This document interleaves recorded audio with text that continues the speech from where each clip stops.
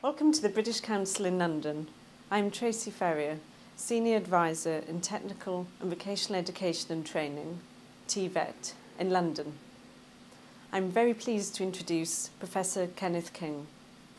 Kenneth has been with the School of Education and the Centre of African Studies in the University of Edinburgh since 1972, and for 20 years, until 2005, he was Centre Director.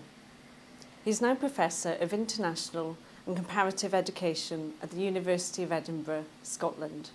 His research and publishing interests have included aid policy towards all subsectors of education, education and training in micro-enterprises or the informal sector, as well as work on skills development, higher education and knowledge policies. He's carried out a significant body of research in relation to skills, education and training in Africa and Asia. I would like to ask Kenneth about some of the lessons we can learn from his experience and research about the key issues relating to the development of technical and vocational skills in Africa. The discussion will be on 4 themes, posed by a question relating to each theme. Kenneth, if we firstly take theme 1, why skills? I'd like to ask you, why are skills and TVET back on the agenda? In the 1970s, there was a pull back from investing in TVET by donor agencies, including the World Bank and DFID. What is happening now, and what are the implications for Africa? Well, thank you very much, Tracy, and welcome to those of you who are listening in Johannesburg. I think, like many other things, one of the reasons that's driving the interest in skills is our old friend China, like so much else. China, as well as other parts of East and Southeast Asia, have got an enormous investment in vocational training and vocational education. The sheer scale is enormous. And it's made countries like India and Pakistan very worried indeed, and even more so countries in sub-Saharan Africa. That's one thing. A second thing is the awareness of the importance of skilled labour if you really are going to encourage foreign direct investment. Countries are becoming aware that you can't just have universal primary education. And that's the next dimension. There's been an enormous investment in UPE, universal primary education. And we all know about Jomtien, Dakar, the MDGs, and so forth. But those have produced huge cohorts of primary school young people. And secondary education is not free. Technical education is absolutely minute. So there's huge pressure building up politically to expand secondary education, including vocational. Because parental aspirations and expectations have been raised dramatically by their investment in primary. And they're beginning to say to the politicians, after EFA, Education for All, what? And that's very worrying for politicians. Now, you also asked about donors. There's been a big shift in the donors, including our own donor, DFID. The World Bank did a splendid report in 2004 on Africa, skills development in Africa, and also in Asia. DFID have done an interesting briefing paper in TVET just last year, and so many other donors, like even Spain, Denmark, Netherlands, GTZ, of course, and the African Development Bank are revisiting TVET. So what about these tiny systems of TVET in Africa? This is, traditionally, the donors were very responsible for producing those little systems. And when they pulled back about 20 years ago, those systems became very out of date.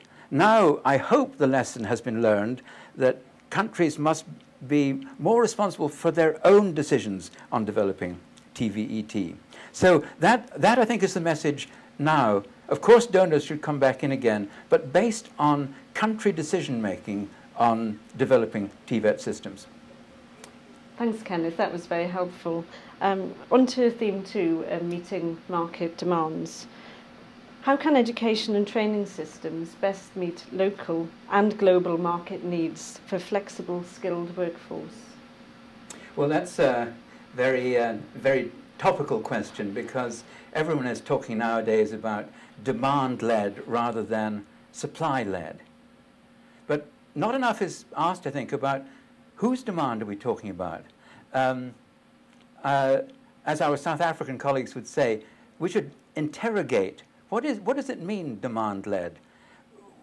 Which employers are we concerned with? Are we concerned with the demands of the local employers, the global employers who are based in Ghana or South Africa or wherever? Or are we concerned about the thousands and thousands of informal sector employers, micro-enterprise employers? So it makes a great deal of difference to ask that question. For example, in India, if you said that TVET should be demand-led, the employers don't actually like certificated graduates from the industrial training institutes. They want to train people on the job, casual labor, and train them under their own systems. So how do you make...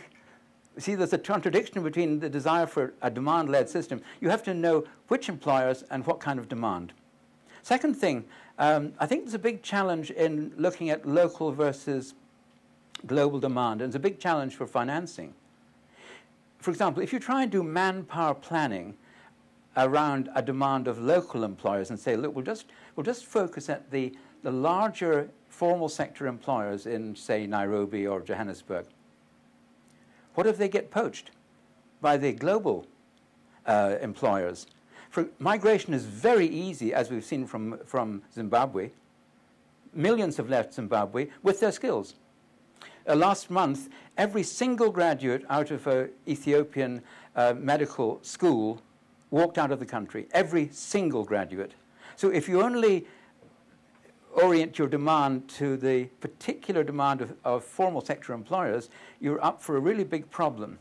That's why China and India massively overproduce skilled people. And so tens of thousands of Chinese are in Africa.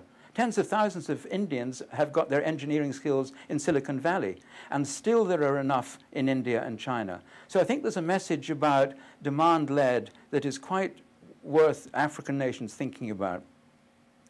Now, the last thing on this demand-led is that, nevertheless, colleges, institutes, even schools must try and be more responsive. That's the key word, responsiveness. They must listen to employers and ideally, unlike now, get some employers into your management committee. That's what they're doing in India now. Every ITI, Industrial Training Institute, has got people from industry. But then you've got to say, what industry? Just Microsoft? Just McDonald's? Just Starbucks? What about the 95% of the workforce who are employers in the small-scale sector? Should they be somehow telling the schools and the training institutes what they want? So I think perhaps a final point, just thinking about that, is that if you're thinking about demand-led, it is going to be very important for there to be a larger vision of the state about where it wants to go on technology, where it wants to go on industry, and where it wants to go on particularly a new technology, and that vision should encompass all those different employers so that we really know what demand-led means. I hope that helps. Quite strong points and there's some strong messages there, clearly. Moving to theme 3, what kind of skills? What do we mean by skills development in TVET, do you think? Should vocational education be encouraged more widely through the secondary school curriculum? Or should there be specialised technical and vocational institutes? How effective are apprenticeship schemes? Well, thanks. This skills development is a tricky word. As you know, it's not much used in Africa yet by our colleagues in ministries of education and labour, but I think it's a wider term that's trying to get us to think that about 4, 5, 6 different locations for vocational education. It might be useful just to remind ourselves of those. There's public Ministry of Education locations for vocational education and training. There's public Ministry of Labour location for TVET. And then what about the private? There's private for-profit, huge backstreet sector in every major town that I know in Africa. The Cambridge International College of IT, only one teacher, you know. It's a huge private sector, high quality and low quality.